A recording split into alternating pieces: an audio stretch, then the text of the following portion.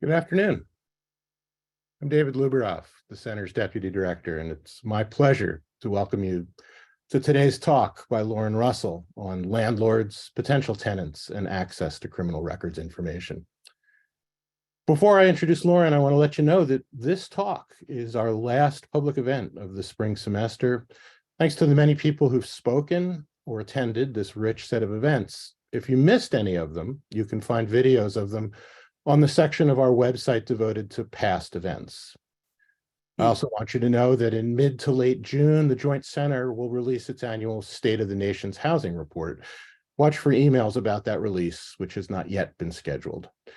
And of course, in the late summer, start looking for emails about upcoming events, which will start up after Labor Day. It seems like a long time from now, but I'm sure it'll be here sooner than you or I want or expect. Now on to today's talk. Lauren Russell, our speaker, is one of the Center's Meyer doctoral dissertation fellows. Officially, she's a doctoral candidate in public policy, but she successfully defended her thesis just 2 days ago, last Wednesday. Congratulations, Lauren. Lauren, who will be working as a research economist at the Federal Reserve Board after she graduates, will be discussing her research on the nature and impact of changes in state laws that, starting in the 1970s, made it much easier for both employers and landlords to get information about whether prospective employees or tenants had criminal records. As you'll hear, her work tries to assess whether and to what extent this increased access, along with the rise in mass incarceration, contributed to racial disparities in both employment and housing. Lauren will talk for about 40 minutes, which will leave about 15 to 20 minutes for questions. You can submit questions versus Zoom's Q&A feature, where you can also indicate your interest in questions posed by others. I'll be monitoring those questions, and I'll try to ask as many of them as possible, but my apologies in advance if, as seems likely, we don't get to all of them before we wrap things up at about 1:15 p.m. Later today, we'll post a video of the event on the Center's website. In the near future, we're looking forward to publishing a working paper by Lauren that will discuss this research in greater detail, and we'll also publish a blog by Lauren highlighting some of the key findings. If you haven't done so already, you can go to our website and sign up to receive the blog, our blog, which regularly highlights new research by our staff, fellows, and affiliates. Lauren, it's all yours.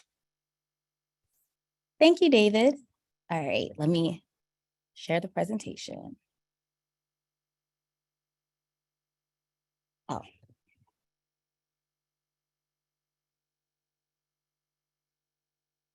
All right, so everyone should be able to see my presentation now. Please let me know if you can't see it. All right, so I'm super excited to share with you all today some of the results from my doctoral research. We have a set of labor market results that I focus on and a set of housing implications that are ongoing. And so today we'll be discussing landlords, potential tenants, and access to criminal record information. So the research overview. So my overall goal in my dissertation research is to really explore this relationship between U.S. mass incarceration, criminal background checking, and racial disparities in labor market and housing outcomes. And I'm interested in the time period 1970 to 2000. This research is motivated by three co-occurring phenomena that start in the 1970s. So the first of which is this explosive growth in the number of individuals with conviction records that we see starting in this time period. This is the result of an increase in incarceration rates, increase in arrest rates, and it really explodes in the 1980s under the war on drugs. And given racial disparities in the criminal legal system, this also means a high proportion of minorities with conviction records. And just to give you all an idea about growth in criminal records, I have some data from state repositories, and state repositories are state agencies that collect and maintain all criminal records for people arrested within the state. So this is a tabulation of audit reports of state central repositories from 1989 to 2018. Unfortunately, these reports don't go back further. Ideally, I'd like to be able to look from 1980 or 1970 until 2018, but they start around 1989. And what we see here is that in 1989, we have a little under 50 million people in state central repositories, right? But by 2018, we have over 100 million unique records across state central repositories. And so this is just meant to give you an understanding of the scale of how many people are living with criminal records. So at the same time as we see this like explosive growth in the number of people with records, we also see this increased centralization of criminal record information and dissemination of this criminal record information. And so what I mean by this is we see centralization of criminal record information into state central repositories, as opposed to just being held by individual police precincts at the time. And what we see in addition to the centralization is we also see increasing dissemination of information to lots of different entities beyond the criminal legal system. So over this time period, we also see criminal record information beginning to be disseminated to landlords, to employers, in some cases, the general public. And so I have a couple of articles here in the paper that I post. You'll see lots more articles, but this is an article from the New York Times in 1984 that really speaks to this debate about, or sorry, not debate, but it really speaks to this like increasing dissemination of criminal record information, and also speaks to the public discourse around should we be doing this dissemination. And so if you look in the first box, and I'll read what it says because it might be small for people, but it looks at which he helped draft is a part of an effort to respond to a much broader social phenomenon, the explosive growth in computerized record keeping. There are all kinds of databases out there, and technology makes them readily available. The second box reads, criminal records were among the first to be computerized, largely at the urging of police forces around the country who want to be able to find out quickly if someone they have arrested is wanted somewhere else, or someone they are seeking is being held in another jurisdiction, right? And so these two things really speak to the motives for criminal record information, record keeping, and it's initially meant for law enforcement purposes, but it begins to be spread beyond that over this time period. At this time, there's also this debate too about the disparate impacts of the dissemination of this information and the potential impacts or the racial disparities that it can cause in terms of like race and class. At the same time, we see increased centralization and dissemination of this information. We also see increased usage of this information, particularly in housing and hiring decisions. And so here's an example from a newspaper, the Baltimore Sun in 1989. Tenant screening agencies discover renters who may give landlords trouble.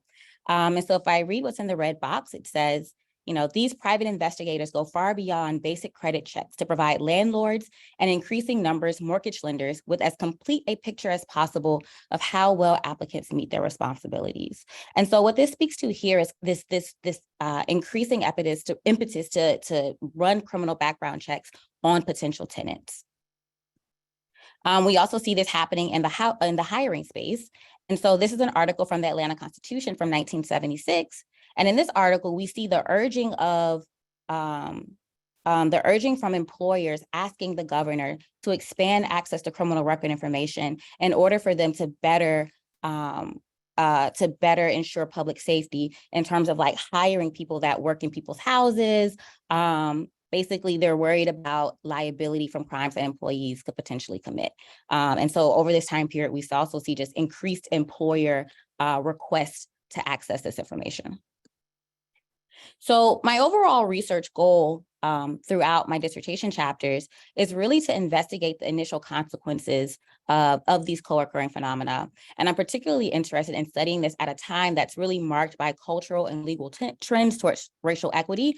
We're looking at the time period right after the Civil Rights Movement. So in chapter 1 of my dissertation, I really focus on documenting employers and landlords' initial access to statewide criminal background checking. And in my job market paper, which is chapter 2, I use the database that I build and I estimate the consequences of private employer access to this information on labor market outcomes. I focus on labor force participation and employment for non-college educated men.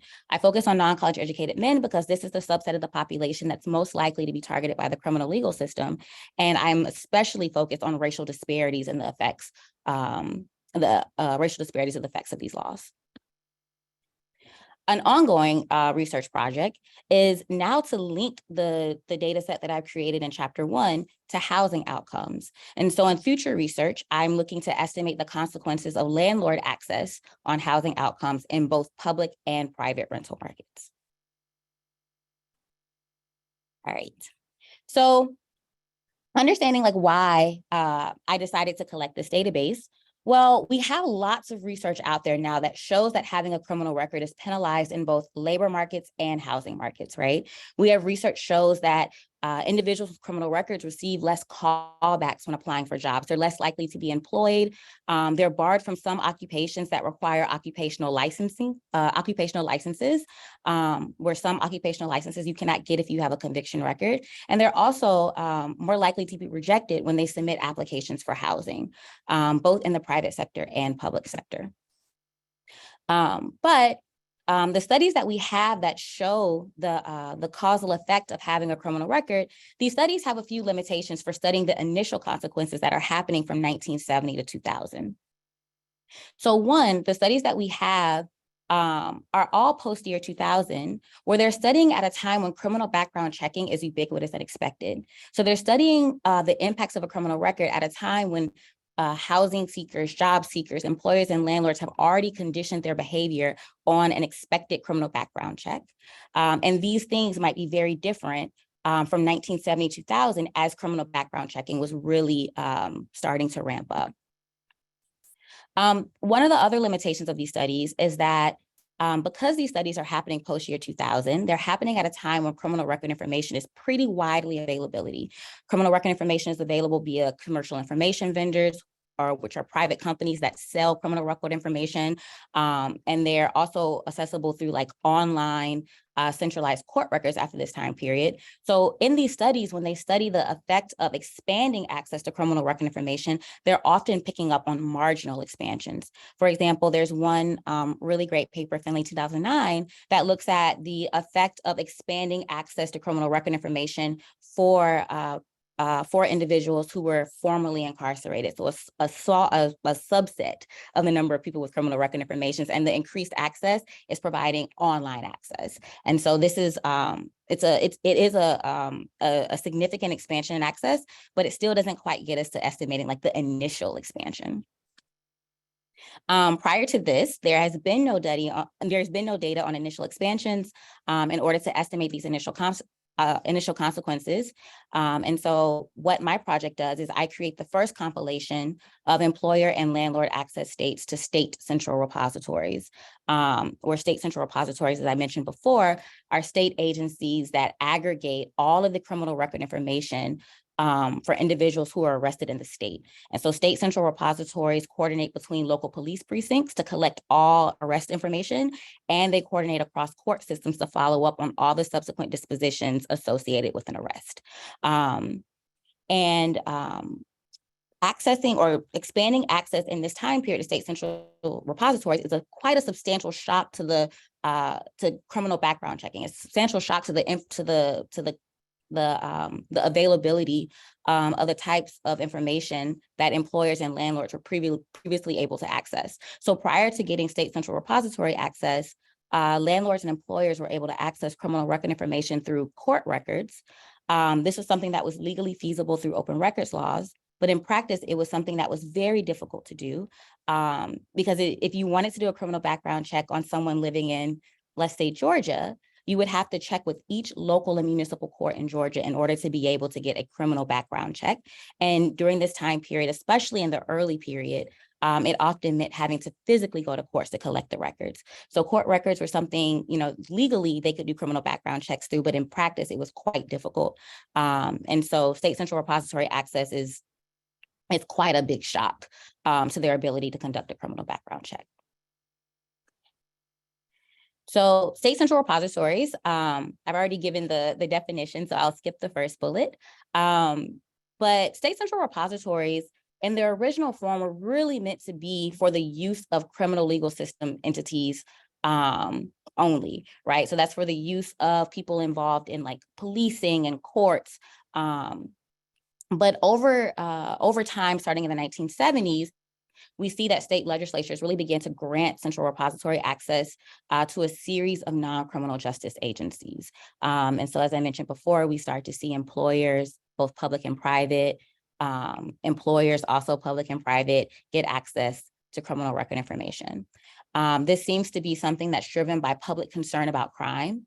So over this time period, we're also experiencing rising levels of national crime. And over this time period, there's also this trend towards increased employer and liability for crimes that are committed on their properties or by employees or tenants. And so this seems to be what's driving this expansion and access. And then finally, we see that in the 1990s, there's a really big federal push to increase the efficiency of central repositories.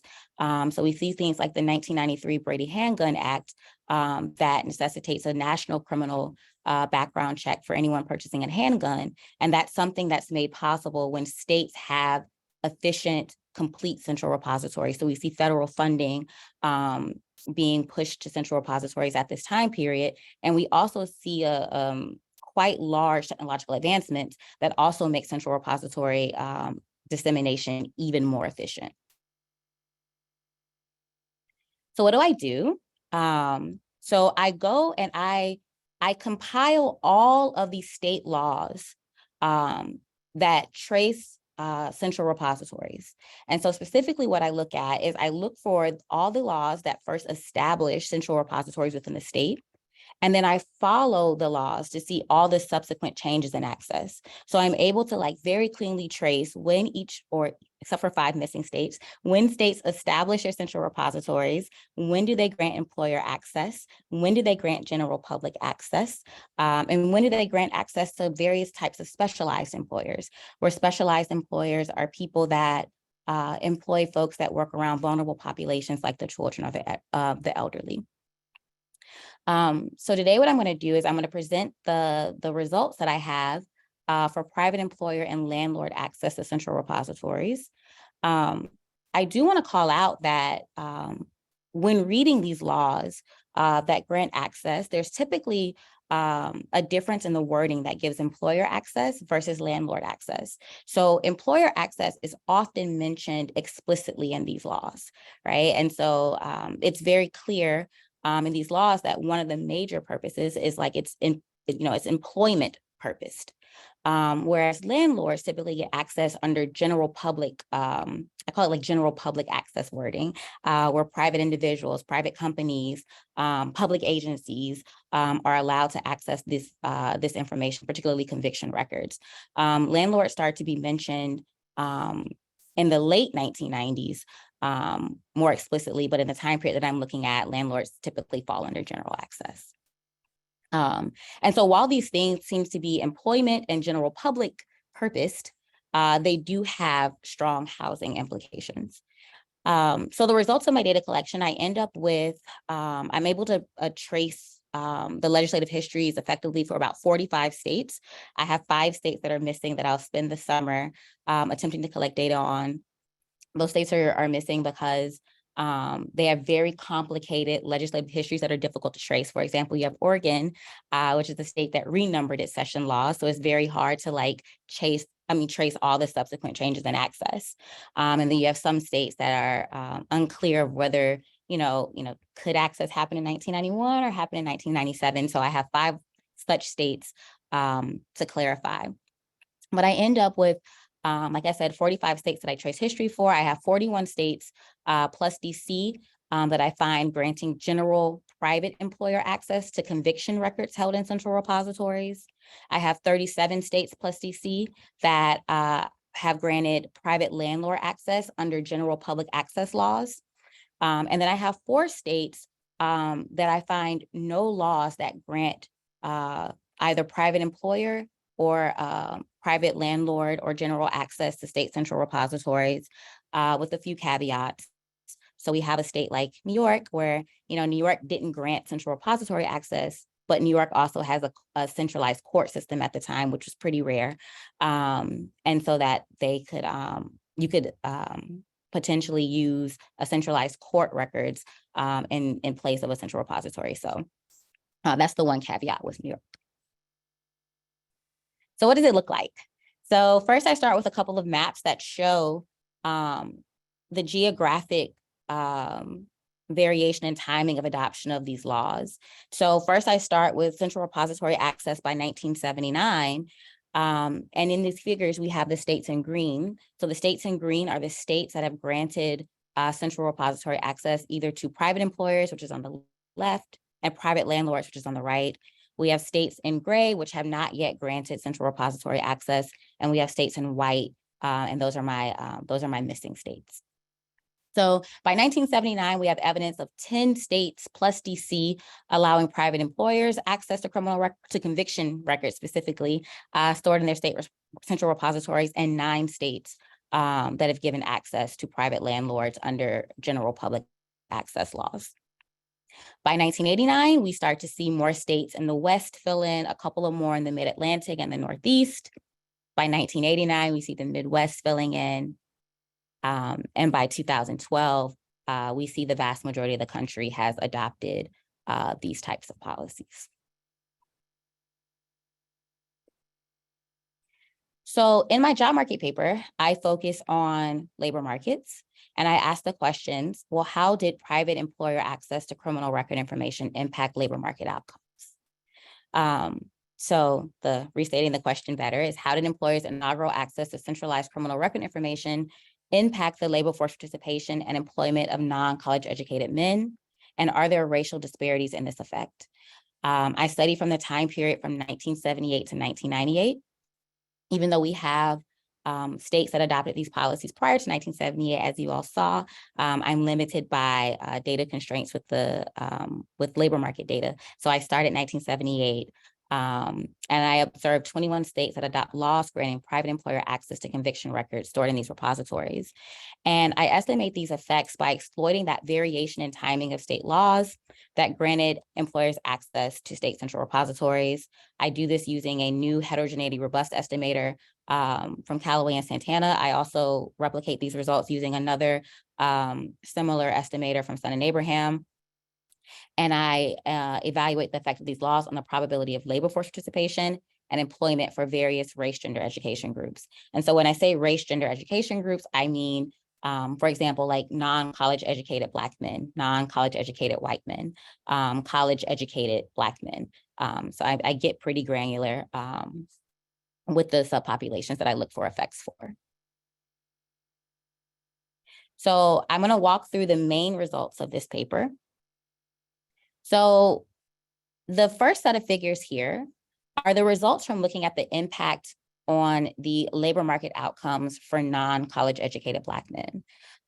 Once again, I focus on this subpopulation because this is the population most likely to come into, or statistically most likely to come into contact with the criminal legal system. So on the left-hand side, I present the results for the effect on labor force participation. So the way that you read this graph, it's an event study that compares treated states, so states that adopted the policy, to non-treated states, so states that have not yet adopted the policy or will never adopt the policy. And so the effect is picked up by the dots in blue on the right-hand side. And so if we look at the first graph, we see that compared to the red dots that look in the pre-period, so this is what's happening before central repository access is granted, there's not much that differentiates this subpopulation of men in treated versus non-treated states or treated versus control states. But we see that once the policy is adopted, and so this is a t=0 on the x-axis of this graph, we see that there's a pretty significant drop in the probability that non-college educated Black men participate in the labor force.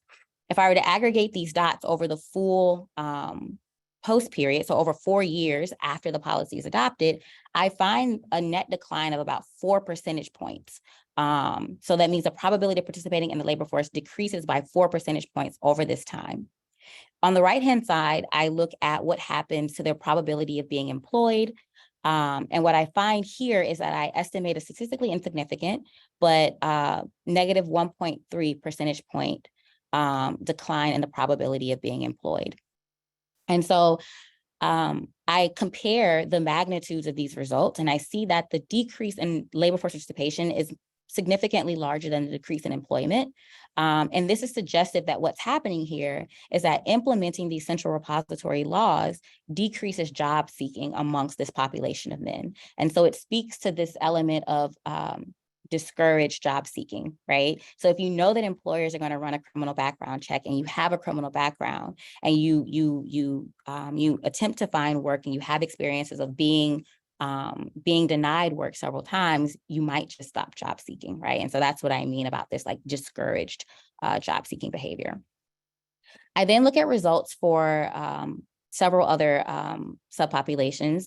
And so then I look at the effect on non-college educated white men. And I find pretty small effects here. And so I find that for non-college educated white men, implementing these laws leads to a statistically insignificant 0.61 percentage point increase in the probability of being in the labor force and a 0.69 percentage point increase in the probability of being employed. I do a similar analysis for non-college educated Black women and white women. When I look at Black women on the left-hand side, I estimate like a faint, small decline in labor force participation, but if you look at the left-hand side of this graph, we see some potential pre-trends prior to adopting the policy. And so these are results that, if you see the full paper, I do this for a couple of the results, but I do a sensitivity analysis that looks at parallel trends violations to size these estimates. But what I mostly find for non-college educated Black women is that results seem to be small. And this was a surprising result. But when I look at the impact on non-college educated white women, I see that on the left side, or the graph on the left-hand side, that there's a large jump in the probability that non-college educated white women participate in the labor force after adopting these laws. And there's also a similar jump in the probability that they're being employed. And so what these results in context kind of imply is that there's this substitution effect that's happening, right? So as you have non-college educated Black men being pushed out of the labor force, their labor force spots are seem to be taken up by non-college educated white women and potentially non-college educated white men. So I also explore the impacts on other race, gender, education groups as well. I look at what happens to the outcomes for college educated white women and men, and I find no changes in labor force participation and employment.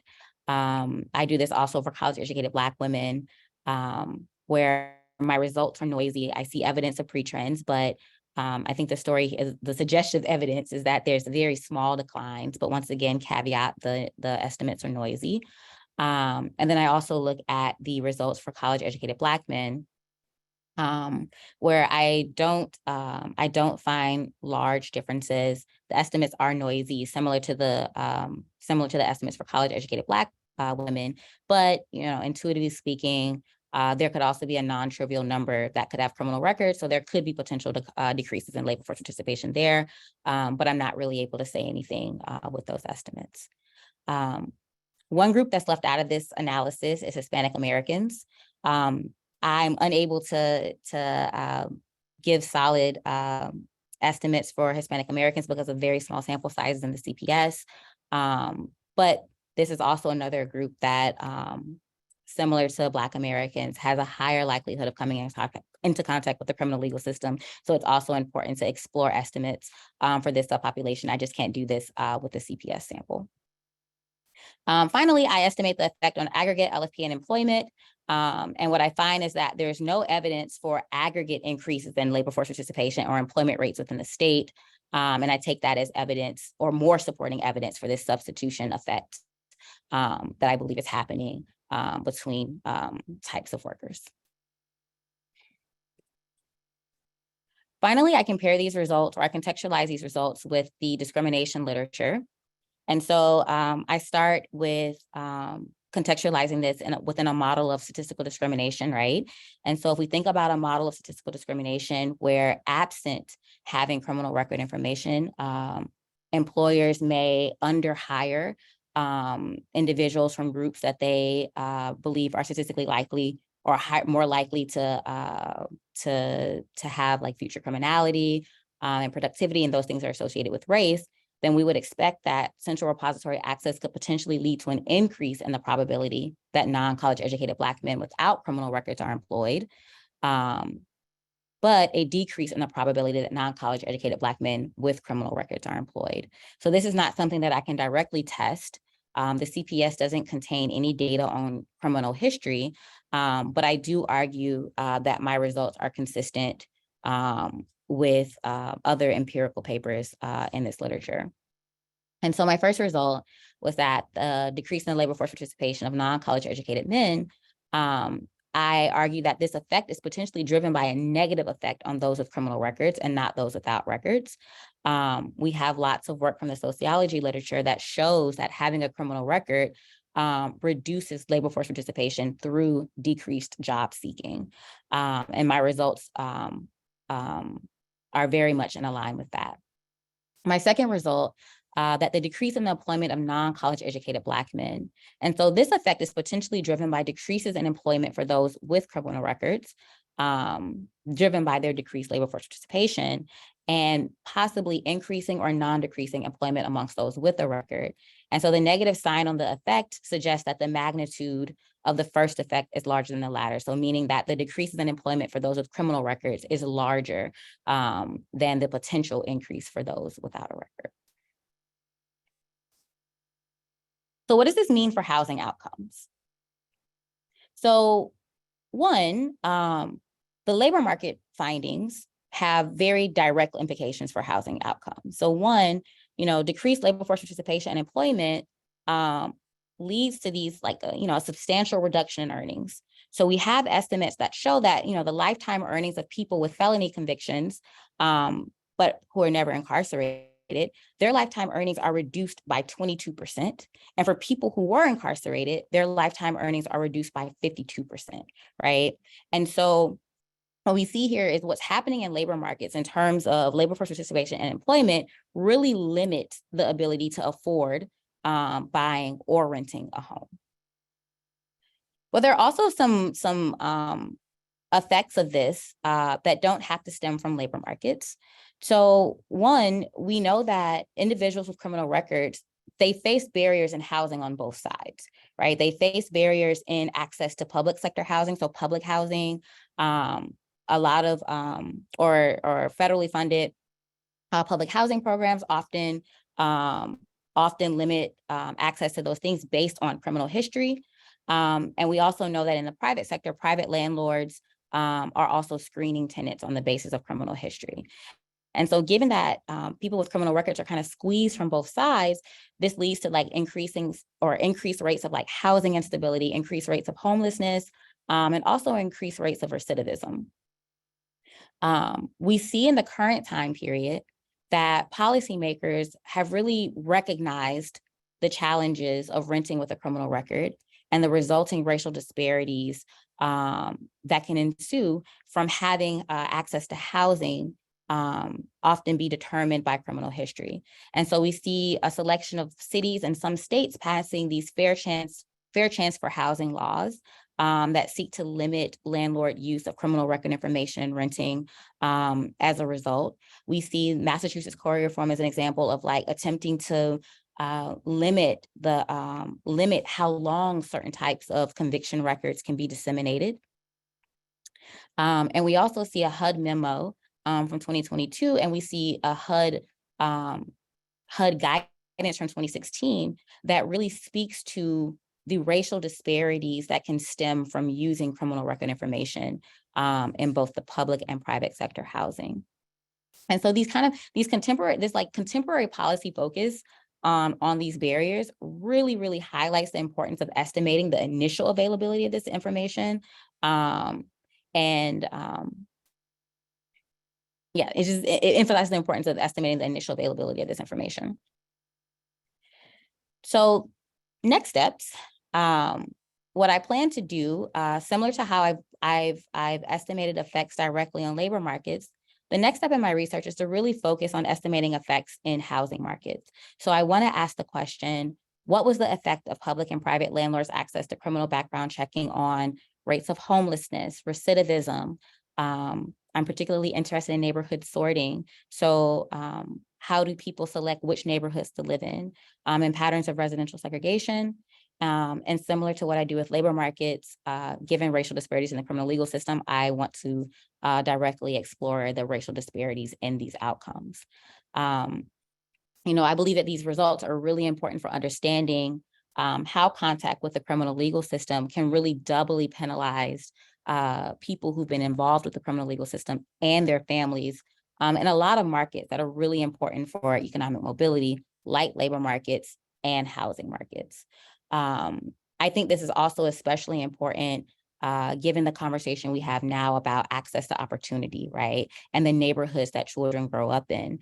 I have some stats here where, it's estimated that that nearly 1/2 of children have a parent with a criminal record. And there are very stark racial disparities in that. So 63% of Black individuals have an immediate family member that's been incarcerated, compared to 42% of white individuals and 48% of Hispanic individuals. And so when we have conversations about access to opportunity, we should be thinking also about how opportunity can be, or access to opportunity can be limited if you live in a household with someone with a criminal record, which is very important for today's housing conversation. So that's all I have in terms of a quick summary of my research and future directions of my research. I would love to have you all's feedback and questions. So I'll let David take it away to start us there. Well, thank you. Really interesting research, and we're getting a flurry of questions. I just want to make sure this is actually a question that I had, and I think you touched on it. What you're comparing, since you can't look at specifically at individuals with criminal records, you're basically saying what happens to employment for everybody in these different categories. And I was trying, and you touched on this. Do you have a sense as to what share of, for example, Black men without a high school education who wind up with a criminal record? And I vaguely was remembering statistics I heard from Bruce Western a gazillion years ago on this, but I don't remember the exact figures.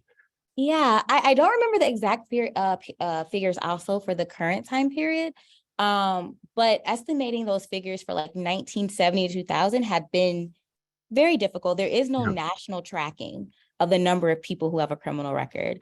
I think the latest results I saw were that, there are about, 70 million people, I think, with conviction records who were never incarcerated.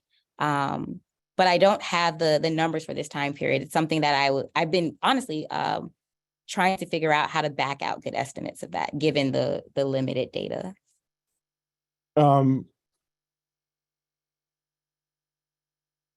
So there were a couple questions about how to think about these never adopted states, and you touched on it, which related to are these places where you can still get access to the records? You just have to do it in a roundabout way, or they really provide any kind of a counterfactual? Yeah. So when you think about later adopting states, especially once you get into the late 1990s, right? Even if a state doesn't grant access to a central repository, employers and landlords have access to commercial information vendors. So now this is a time period where you see a lot of private companies who are able to aggregate criminal record information from a lot of different sources, sell that information. And so after 2000, even if a state never grants access to the central repository, there's still wide availability of these criminal record information. Also outside of private companies that aggregate this information, starting in the late 1990s, you see court centralization take off. And so you start to see courts centralize their records and oftentimes get online access to court records. And so that's another avenue post 2000 where you can get access to this information. For my study, in terms of using these never adopting states as controls, I'm looking on the period 1970 to 1998. So I'm looking at the period before or right before this information becomes super widely available in the never adopting states. But to that point, in the paper, or I'm not certain if it's in the version of the paper that I have posted online, but I have a series of graphs that look at robustness tests for if I take out never adopting states and only compare to later adopting states.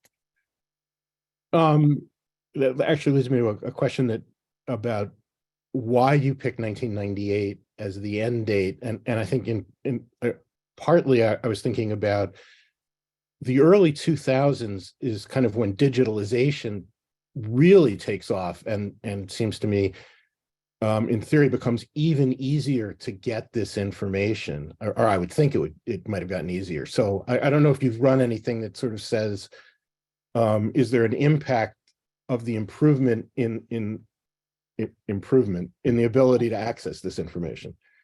Yeah, so the reason why I picked 1998 as the end date for this analysis is because I'm trying to differentiate between two time periods that I see as distinct in their treatment of criminal record information. So 1998 is when I mark as the beginning of the ban the box era. So this is a time period where there's heightened public discourse around the use of criminal record information, mostly in employment. And we also see policymakers respond to this by implementing ban the box policy. So 1998 marks the year that Hawaii, the first state to adopt ban the box, does so. And so I think that, landlord and employer behavior could be different in the ban the box era versus in the pre-ban the box era. But to your point, I can estimate farther out. Yeah. Well, and I guess the question, I don't even know if you've played around with this. So is there any way to think about what's been the impact of the ban the box and things like the Massachusetts Quarry reform? Well, there are a series of papers that do evaluate the impacts of ban the box, and what the results of those papers point to is that there's this evidence of increased racial statistical discrimination as a result of limiting employer access to criminal record information in the early stages of hiring, which is perplexing, because it kind of leaves us with the question of what exactly, how do you address these issues? But there have been evaluations of those policies, yeah. Interesting question about whether you've thought about there are any particular barriers related to home ownership. So it's pretty clear where this might affect the rental market, but right. So there are two kind of things, or two ways of thinking about access to home ownership when you have a criminal record. So one, in a mortgage application and credit checks, criminal history is not as important as it is in rental markets, right? So it doesn't impose as direct of a barrier in the way that tenant screening does. But contact with the criminal legal system, there's lots of evidence that points to how it affects wealth accumulation. And so it has this indirect effect of, can you afford to purchase a house? It's much harder to have the amount of money necessary to purchase a house when you have a criminal record, given things that are happening in the labor markets, and barriers in lots of other markets. There's evidence that shows that people with criminal records have much less assets. And so there's not as necessarily a direct barrier in home purchases in home purchasing as there is in rental markets, but the income bar to purchasing a home is a much harder one to jump over when you have a criminal record. Interesting question. I think I'm understanding this correctly, but related actually to records on evictions, which of course have you seen either similar trends in availability to eviction records or any linkages between the eviction process and access to the criminal records? So in the data set that I'm using, I don't trace access to eviction records. because it's not part of like the criminal record information Right. that's disseminated through central repositories. But that's something that, especially once commercial information vendors have some bite in the late 1990s, commercial information vendors can collect and widely disseminate that information. So I don't explore that directly, but that is, there is, I mean, arguably there will be increasing availability once commercial information vendors are aggregating and selling this information. Yeah. I don't know if that answered the question. I think so. Or, And you know, okay. if we've learned nothing, I mean, we've learned many things from Matt Okay. Davis's work, but one of them is how incredibly difficult it's been to get in any consistent access to eviction records. And I recall in Massachusetts when there was a push to make court records more open, one of the things they worried about was exactly how these would get used. Yeah. Kind of intriguing question here, which in a way relates back to the fact that you're looking back, which is someone who works in housing policy for older adults, wondering about, do you have any sense of the ages of people in your system? And I think the implication here is, if somebody is 70 years old, trying to get housing and has a criminal record, to what extent is that likely to be a problem? So when it comes to dissemination, I'm going to take that as a question about dissemination threshold. Like how long can a criminal record be disseminated? So it's going to depend on a mix of things. So one is going to vary state to state. Commercial information vendors are beholden to the Fair Credit Reporting Act standards, which set limits on how old records can be, or the length of time that a record can be disseminated for, pending you have no current arrest. And there are also a mixture of like state Fair Credit Reporting Acts also that set different dissemination thresholds. So you think about like Massachusetts Quarry Reform, right? Kind of like is meant to address that exact question. So you think about the Quarry Reform in 2010, which changed the thresholds for disseminating a misdemeanor record. I think it went for a misdemeanor record it used to be able to be disseminated for 10 years, and they changed the threshold to 5 years, right? Attempting to address this issue of how long am I penalized for, right? And they also did the same thing for felony records too. I think they reduced the threshold from like 15 years to 10 years in Massachusetts Quarry Reform, but it differs state to state. There's another question about evictions, which, well, no, which is actually several people have indicated that it's interesting, which is basically saying, if you could you imagine, this is a more of a thought experiment, Okay. Combining information about how accessible a state's records on evictions are with how accessible the criminal records are, to begin to think about which states are sort of friendly, to what extent are states particularly friendly to renters versus to what extent are states friendly to landlords. So this sounds like somebody else's dissertation research. What was this idea? Okay, let me repeat the question to make sure or the thought experiment to make sure I understand it. So, oh, sorry, go ahead. I was going to say, I can read it to you again if you. Okay, read it one more time. I've been looking for nationwide information on evictions as well, and some sort of metric where I can assess a state's quote friendliness unquote towards renters versus landlords. This access to criminal records really feeds into that spectrum. Here it was, have you found anything like that? I would add, what do you think of the idea? Okay. So there's a paper I cited in the introduction of this paper. So if you're I can't think of the name of it right now, but if you email me, which I'll show my email at the end of this, if you email me, I'll give you the exact name of the paper. That the way that they study access to criminal records, they do it in a cross section, but they are able to make a metric of how available different records are in different states.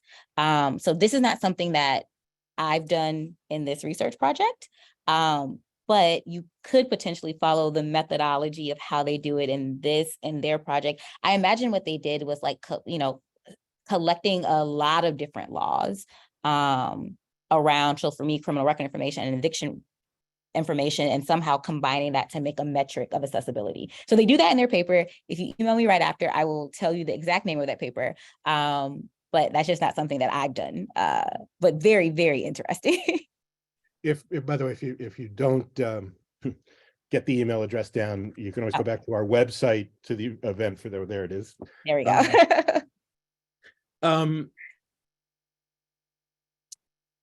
Sorry, a couple of questions have come in, which I'm going to group around. We can imagine situations where a landlord or an employer might actually want to know the records, and so have you seen any systems that try to differentiate that essentially, I guess, might say it's not whether you have a criminal record or not, it's whether or not there's something else, or is that already an area where we worry about going? Yeah, no, that's a really good question. So you do see that there's different treatment of various types of records, right? So violent crime records are treated differently than maybe like a property crime record or non-violent crime records. And so if you think about, I keep bringing up the example of Massachusetts Quarry Reform, but it's the one that's like the most in my it's brain. local and it's one that got a lot of discussion. So go right ahead. Right. But if you think about the Massachusetts Quarry Reform, very explicit in the treatment and dissemination policies around like violent criminal records. So there is a lot of attention given to that. I mean, the most attention is given to people who have sexual offenses convictions, right? Mhm. Where these there's a different set of laws with, that's not information that is limited to landlords in the same way of other types of records. Can you repeat the question one more time just to make sure it was really this sense of what there was one question that was, can you imagine situations where people would actually it seems appropriate for landlords to have this information. And then there was another question about it. Have you studied if different types of criminal activity impacted how hiring or housing, if more serious crimes show up differently than someone else? Yeah, so it's a really great question. So the first part of what I said, still holds of that. Like, yeah, there's definitely a difference in the treatment of different types of records. In terms of like, have I studied this? Unfortunately, I haven't had the data to be able to study what that will require is a data set that gives me lots of like really granular criminal record information. The closest I have to that is the NLSY 97, which is publicly available, but not a large enough sample sizes to really estimate like intelligible effects. But absolutely a very interesting question. One final question. Okay. It's a little bit of a step back. So this, I know you've been at this for a while. I know from our discussions over the years that originally you thought you could easily get the data and run these analyses, and this turned into as much the creation of, I think, just this. Those maps you showed I thought were extraordinary, but reflecting on where you started, was there anything that you found that particularly surprised you, that was just an unexpected finding, or were there any particular findings that you expected to find but came in at a magnitude really different than you originally thought? So now that you've defended your dissertation and you can come up for air for a minute. Yeah. So in terms of effects that I expected to find. So I'll answer the second part, then the first part. So in terms of effects that I expected to find, just given lots of anecdotal evidence, evidence from the policy world, evidence from housing providers that work with people with criminal records to help find housing, I did expect the magnitude of these effects to be quite significant, specifically for non-college educated Black men. So that was the effect I expected to find, and the results matched my intuition. The result that I didn't expect to find was I was surprised the first time I ran that regression and saw the jump in the probability that non-college educated white women are employed. That 2 percentage point increase was quite significant also. And so that's a result that I'm still contextualizing, doing lots of lit review about women's labor force participation over this time period. But that was a pretty interesting result, and really, like I said, speaks to like, suggestive evidence for like a substitution effect that could potentially be happening. Yeah. Well, this is just really, really terrific research. I was, you would think we planned this, we didn't, but it turns out that April is Second Chance Month. Yes. And in some of the discussions on Monday, the Center for American Progress had a really interesting piece about that, and really noted that, as they wrote, in order to ensure successful reentry for returning individuals and provide equitable opportunity while boosting community safety, we really need to deal with housing, both the need for transitional housing programs, but also the need for stronger renter protections. And then they linked to President Biden's statement, where he said, America's always been a land of second chances, founded on fresh starts, new possibilities, and the belief that every person deserves to be treated with dignity and respect. During Second Chance Month, we recommit to helping people forge the new beginnings they have earned and building a safer and more just society. As you'll see when you get to look at the full Q&A, a lot of people, and I share their opinion, really found this research really powerful and helpful in helping us kind of achieve that vision. So again, congratulations on getting through your qualifying exams. Not an easy thing, particularly knowing some of the members on your committee. And thank you just for a terrific presentation. And we look forward both to publishing your paper and, even more important, to seeing the continuation of this work. And everyone, I think, joins me in thanking you for just a terrific presentation. Thanks a lot, Lauren. Well, thank you. And as I said before, this is still growing work, especially the housing piece. So if you guys have feedback or comments, feel free to email me. All those things are, very helpful. And I also just enjoy talking about these things. So feel free to email me. Okay. Thank you, Lauren. Everybody have a great day. And thank you for joining us for this seminar. And we look forward to seeing you again in the fall.